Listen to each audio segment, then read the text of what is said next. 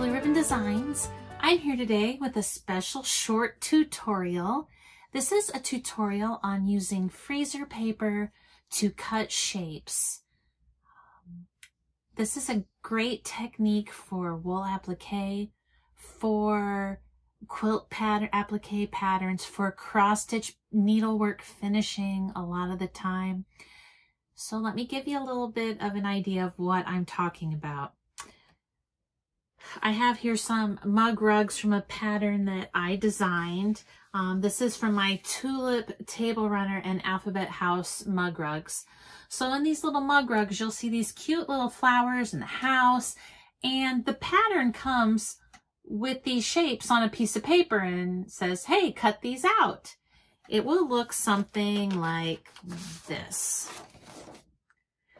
And that's daunting to a lot of people. They're like, well, my pieces aren't going to be nice and perfect. And how do I get, the shapes to look as good as the model looks from a piece of paper? So we're going to talk about how to do that with freezer paper.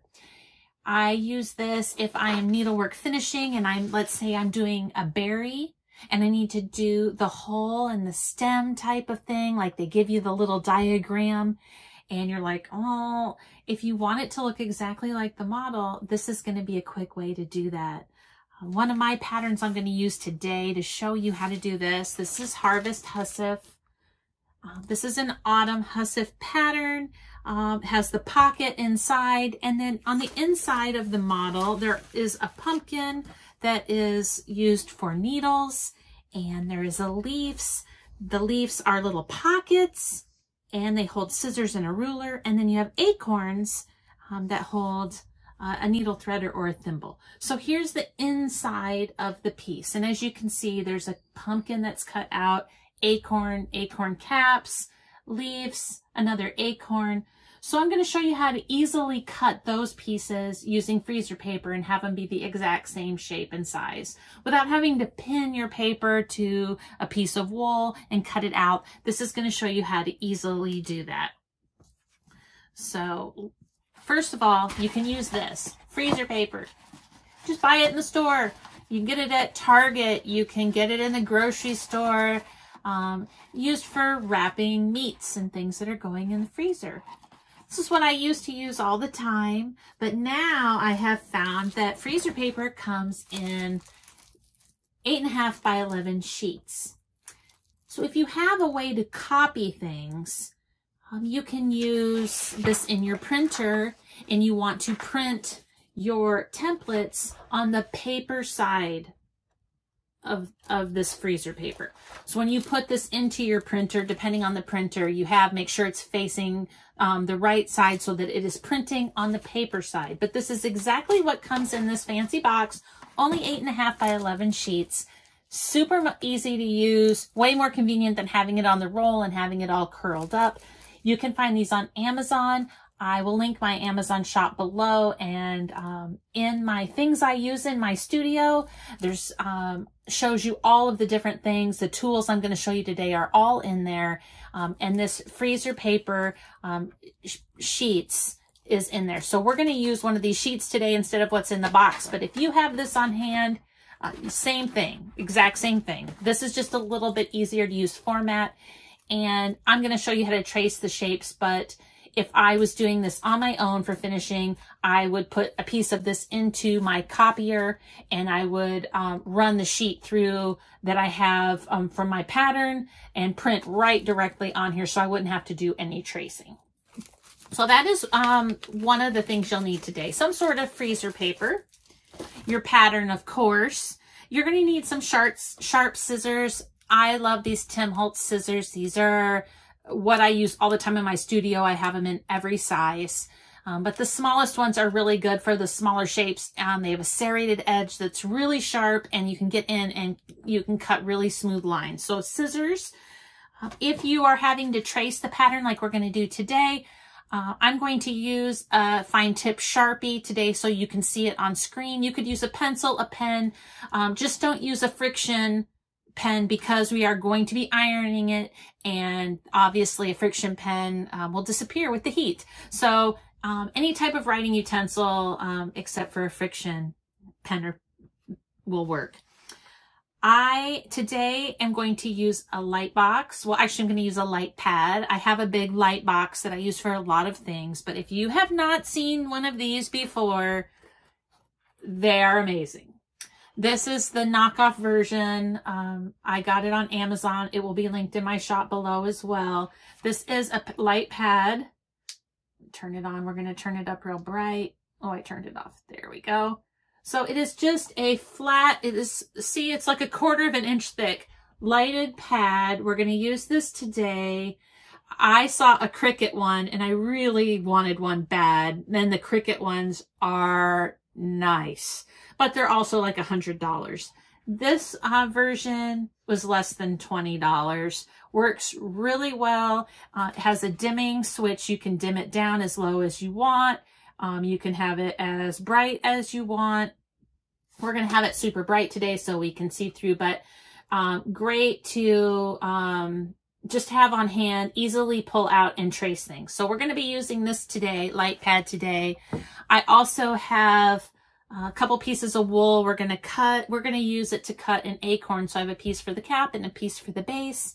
And then I have my little Oliso iron, just like my little mini, and an ironing pad in front of me. And so I am going to pause and turn the camera around so that you can see my hands and what I'm doing. And I'm going to quickly give you a tutorial on how to quickly cut these shapes. I will be right back. Okay, here we are and we're back.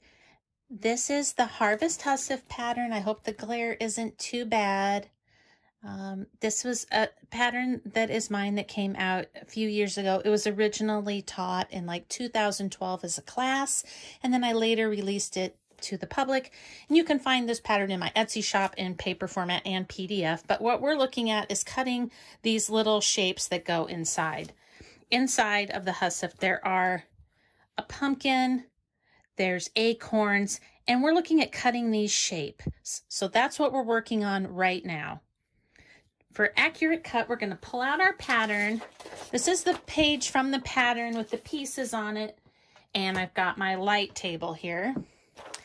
And we are going to put a piece of freezer paper. And you want the waxy side towards your pattern pieces and your paper side up. We're going to write on the paper side. And we're going to put it on our light box or on our light pad, or a window works really well. Any place where you can see the light shining through so you can trace your shapes. And I'm just going to go ahead. We're going to do the acorn today. So I'm just going to trace the 2 acorn shapes. Come in here. And we're tracing on the paper side. It's a little wonky on camera, but we'll do our best here. So there is the nut for the acorn. And then we're going to do the acorn cap. And we're just tracing. And I am using a Sharpie just so you can see it on camera.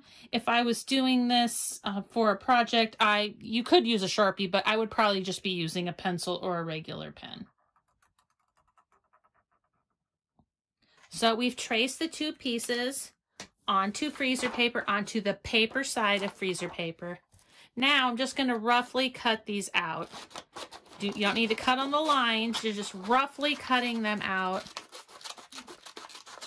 And then we'll save this freezer paper for our next piece.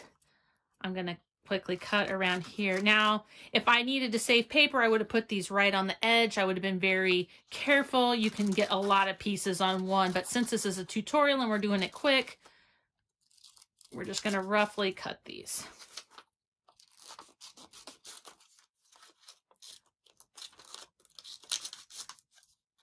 Okay, so we have the paper side with the writing on it. The other side is waxy side of the freezer paper.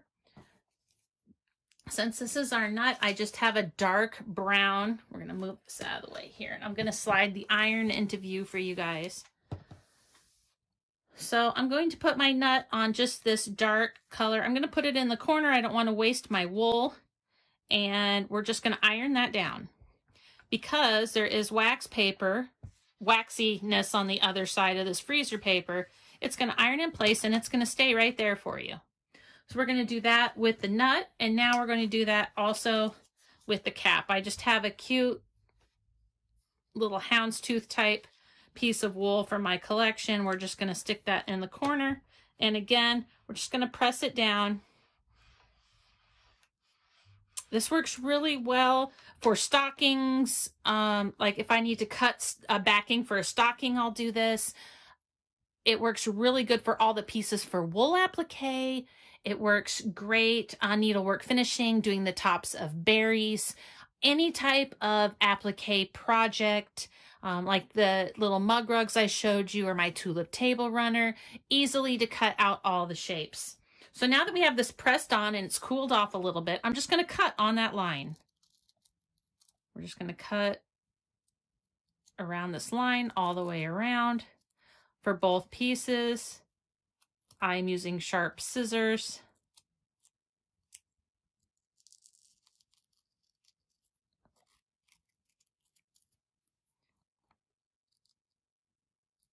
I'm just doing this really quick here for the video, but you get the point. We're going to cut all the way around.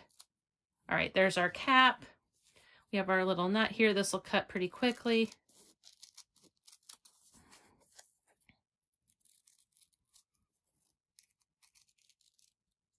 And once we have these pieces cut out, we're going to go ahead and peel off that paper. So there's the two pieces cut. I'm going to just easily peel off the freezer paper. There is the nut. Here is my cap. Let's put a piece of paper here so you can see them. And they are ready to go ahead and put on your project. Many times, if you're not using wool, if you're using cotton fabric, or you don't have something that's super fibrous, you can use these pieces over and over again. I have some stocking templates that I've cut for the little tiny needlework finishing for little tiny stockings. And I will cut the fabric backs out or the lining out with those, and I might be able to use it 10 times before I have to make a new one. So there you have it. That's my quick and easy method for cutting out unique and kind of complicated shapes using freezer paper. Instead of putting that pin in there and having the paper moving around, this just holds the paper in place. It gives your fabric or wool, whatever medium you're working with, a little more stability and makes it super easy to cut out those challenging shapes. Using freezer paper that you can find in the grocery store, or again, you can use the freezer paper sheets. They are 8.5 by 11 that you can run through your printer, and I found these on Amazon. I will link them in my shop below. I thank you for visiting today, and I will be back to share more unique tips and tricks with you in the future. Thanks for visiting, friends. Bye.